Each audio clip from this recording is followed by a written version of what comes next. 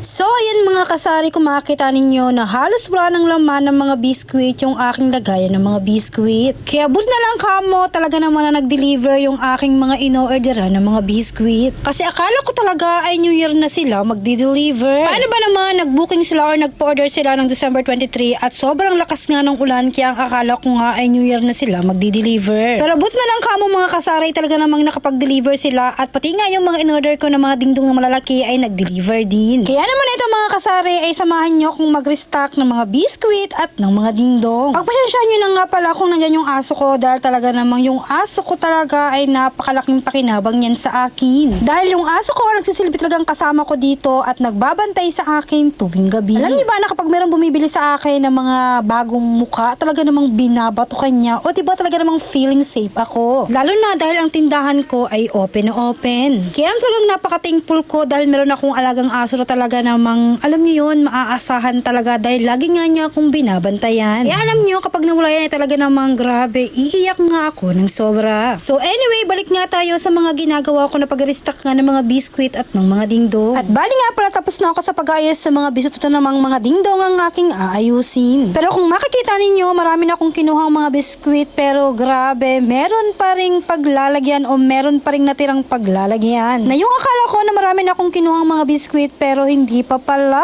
Nako, tingnan nyo ko, meron pang rack na walang nakalagay ng mga biskwit. Nako, nakakasad naman. Para sa akin kasi, parang ang pangit tingnan kapag yung mga lagayan mo ay, alam niyo yun, may bakante at kulang-kulang. Dahil mas magandang tingnan ang mga rack mo kapag talagang punong-puno nga ng laman. Yan bang talagang walang bakante. Ganon. Lalo na ngayong magbabagong taon, di ba, napakasarap salubungin ang bagong taon kapag ang iyong tindahan nga ay puno or maraming laman. Kaya naman sa abot na makakaya ko ay talaga namang pinupusigi ko ng aking tindahan talaga ay dumami ang laman or puno nga ng laman. Kaya naman kahit minsan nakakaramdam na ako ng pagod dahil mag-isa nga lang ako ay talaga namang laban pa rin. Lalaban pa rin at talo pa rin magsusumikap lalo na at darating na nga or papasok na nga ang taong 2025.